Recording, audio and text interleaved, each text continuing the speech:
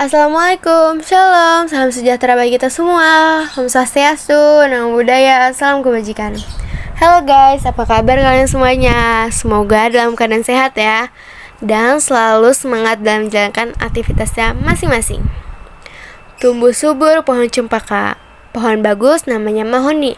Terima kasih atas waktunya, izinkan saya memperkenalkan diri. Perkenalkan, nama saya Azila dan partner saya Syahlah, Hai La, apa kabar? alhamdulillah baik. Kalau kamu gimana nih kabarnya? Alhamdulillah, baik juga dong. Oke lah, podcast kali ini kita bakal ngobrolin mengenai isu-isu terkini tentang COVID. Tapi sebelum mulai, aku mau nanya kamu dulu nih lah. Boleh. Nanya apa tuh, Zil? Kemarin aku dengar tuh kamu tuh kena COVID ya, bener gak sih La? Iya bener, tapi sekarang aku udah sembuh dong, alhamdulillah banget. Oh alah. Jadi gejalanya apa aja sih yang kamu rasain selama kena virus COVID itu tuh? Gejalanya sih yang pertama aku ngerasain penciuman aku hilang, demam, sama gampang kelelahan. Oh, jadi gitu. Kamu tahu nggak sih kalau kasus COVID itu tuh udah mulai berkurang, udah mulai menurun. Bener banget, jujur aku tuh spesialis gitu, tiba-tiba kasus pasien positif COVID tuh turun drastis. Seneng banget sih. Wah iya, aku juga seneng banget. Padahal pas tanggal 6 Oktober kemarin tuh kasus pasien yang positif COVID itu tuh bener-bener tinggi banget. Bener banget, apalagi sekarang tuh ya, masyarakatnya selalu mematuhi protokol kesehatan yang ketat. Iya, bener banget. Jadi kita tuh lebih aman kan buat ngelakukan aktivitas. Bukan kita doang sih yang aman, tapi buat semua masyarakat. Nah, apalagi dampaknya itu loh yang buat kita jadi takut. Bahkan ini tuh dampaknya bisa infeksi paru-paru yang berat, bahkan sampai kematian. Jadi kita tuh dengarnya agak takut kan? Iya sih, bikin kita jadi takut. Tapi sekarang tuh udah ada program vaksinasi loh, Zil. Bener banget tuh, untuk menjaga diri kita biar gak tertular virus. Terus buat melindungi orang lain. Dan yang paling penting nih, buat menghentikan penyebaran COVID. Bener kan? Iya, apalagi sekarang tuh udah tersedia vaksin buat anak berusia 12-17 tahun loh. Terus juga sekarang BPOM sudah menyatakan vaksin Sinovac bisa buat anak umur 6-11 tahun. Kaget ya sih Zil, anak 6 tahun aja udah bisa dapat vaksinasi. Jadi mereka udah dipastikan aman. Nah iya, baru aja nih aku lihat statistik vaksinasi COVID, di mana pas tanggal 25 September udah ada 17,5% yang udah tervaksinasi. Terus pas tanggal 28 Oktober kemarin itu ada 26% yang udah tervaksinasi. Jadi ada peningkatan yang cukup drastis kan, bener-bener. Wah, lumayan drastis ya peningkatannya. Jadi kita lebih aman deh untuk melakukan aktivitas. Iya, meskipun udah melakukan vaksinasi, kita tuh wajib mematuhi protokol yang berlaku kan.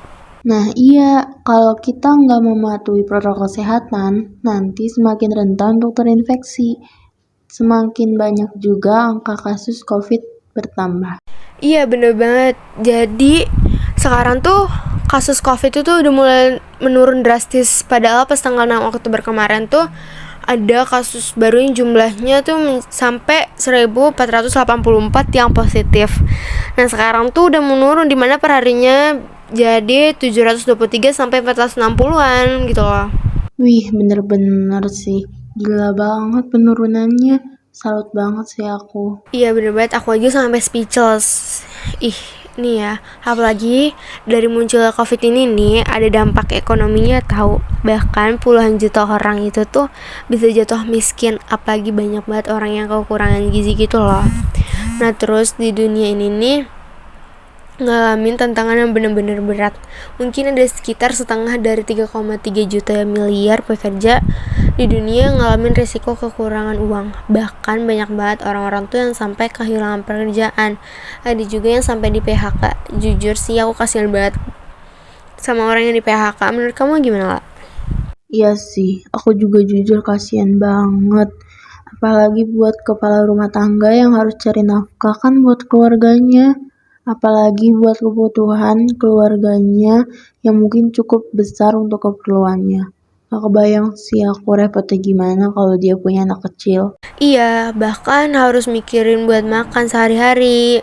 Terus biaya sekolah buat anak-anaknya. Jadi kalau udah di PHK kan tuh bingung mau cari kerja di mana lagi, ya nggak sih? Bahkan nih ya, kalau aku keluar rumah mau ke suatu tempat tuh aku ngeliat banyak orang yang ngamen jadi badut gitu di pinggir jalan. Jujur sih aku kasihan banget. Ya tapi mau gimana lagi kan? Itu tuh udah jalan satu-satunya buat cari uang. Nah, sebenarnya dari awal COVID itu tuh pemerintah tuh udah memutuskan buat nerapin PSBB yang resmi diumumkan pas tanggal 31 Maret 2020 lalu. Jadi abis itu setelah adanya program PSBB, pemerintah menerapkan PPKM di Jawa dan di Bali mulai tanggal 11 sampai 25 Januari 2021. Iya, ini bener banget sih. Buat mengurangi penularan virus, terus udaranya bersih, nggak ada polusi udara. Biasanya kan dulu-dulu itu daerah Jawa udaranya bersih banget, kadang sejuk banget. Entah kenapa semenjak ada COVID ini udaranya udah nggak kayak dulu lagi. Sedih banget. Iya, jadi kendaraan tuh menjadi berkurang yang lalu lintas kan pakai kendaraan pribadi. Jadi lebih disarankan pakai kendaraan umum yang udah dibatasin minimum penumpangnya. Nah, kalau ke tempat umum pastinya juga dibatasin. Apalagi sekarang kalau ke mall, ke tempat-tempat umum tuh gak sembarang orang masuk. Jadi kita harus scan barcode yang udah disediain gitu loh. Minimum udah 1 dosis vaksin. Iya, jadi itu lebih diperketat gak sih? Iya bener banget, apalagi buat pedagang kaki lima, restoran, dan lain-lain itu tuh udah dibatasin waktu buat berdagangnya sampai jam 9 malam gitu loh. Terus buat kita yang mau makan di tempat gitu tuh udah dibatasin juga waktunya minimal 30 menit.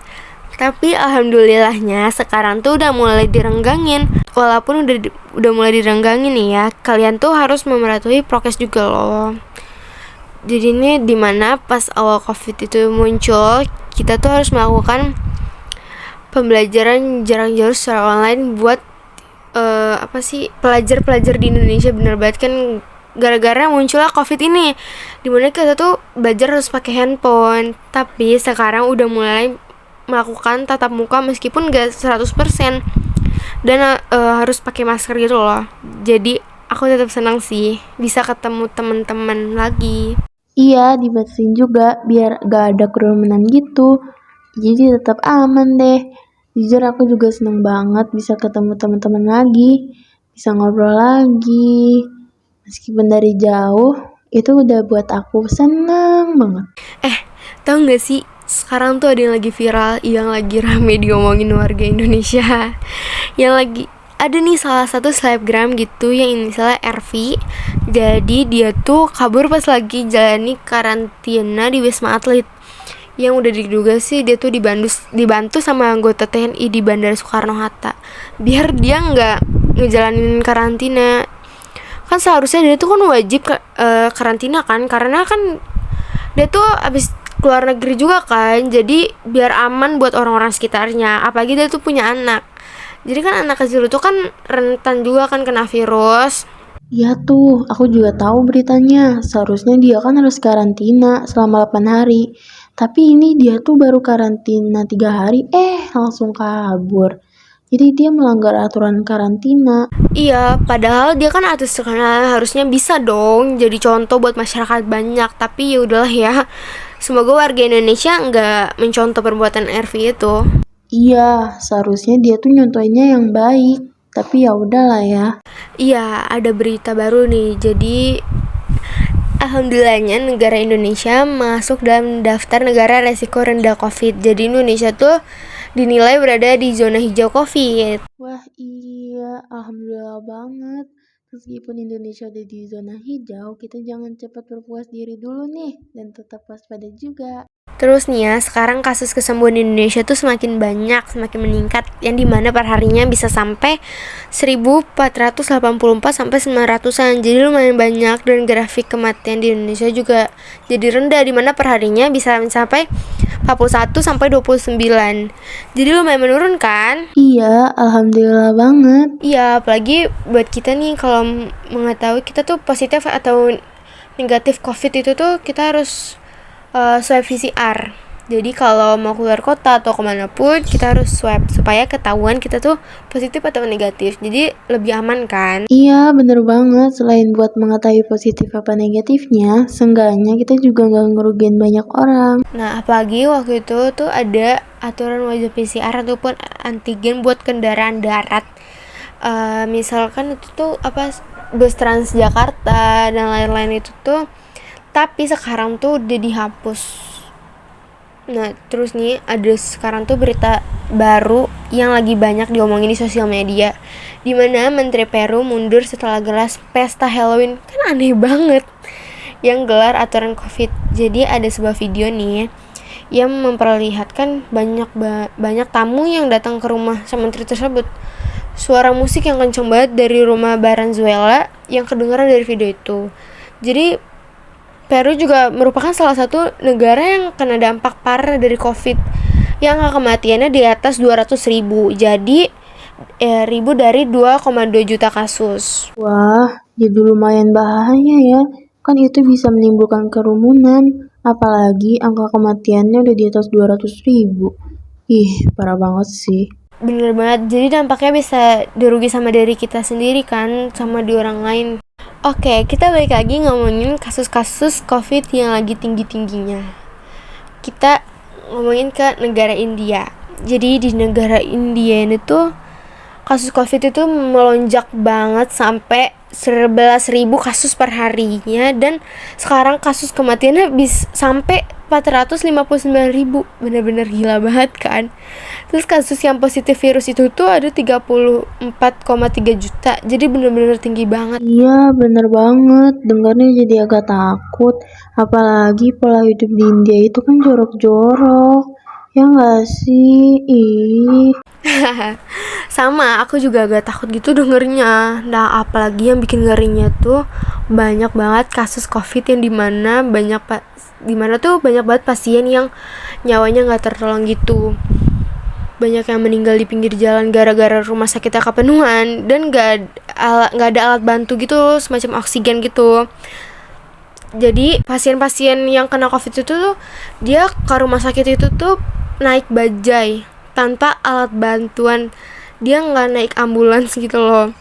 Ya itu tuh terletaknya di New Delhi, di wilayah yang penduduknya sekitar 20 juta orang, yang rumah sakitnya bener-bener penuh sampai mereka terpaksa nolak pasien baru.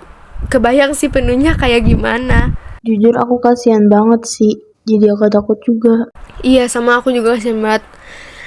Kan agak shock gitu kan, langsung meninggal begitu aja. Nah, gimana nih lah menurut kamu tentang munculnya virus COVID ini? Wah, kalau menurut aku sih ya, ini tuh bikin takut gitu. Apalagi dampaknya itu loh, yang tadi kita omongin, bisa bikin kita infeksi paru-paru yang berat. Bahkan sampai kematian. Jadi agak ngeri sih. Makanya kita harus tetap waspada dan mematuhi protokol kesehatan. Bener banget, apalagi kasus yang di India itu yang bikin kita takut kan, yang tiba-tiba meninggal langsung kegeletak di pinggir jalan gitu aja kan. Iya, shock banget sih aku liatnya. Iya, sama. Nah, oke guys, setelah beberapa menit nih kita ngobrol-ngobrol tentang COVID yang lagi tren belakangan ini. Makasih semuanya udah mau dengerin podcast kita. Pergi memancing di Sungai Sula, malah dipancing di hari senja. Salam undur dari kita berdua untuk teman-teman semuanya. Terima kasih semuanya. Jangan lupa selalu mematuhi protokol kesehatan. Wassalamualaikum warahmatullahi wabarakatuh.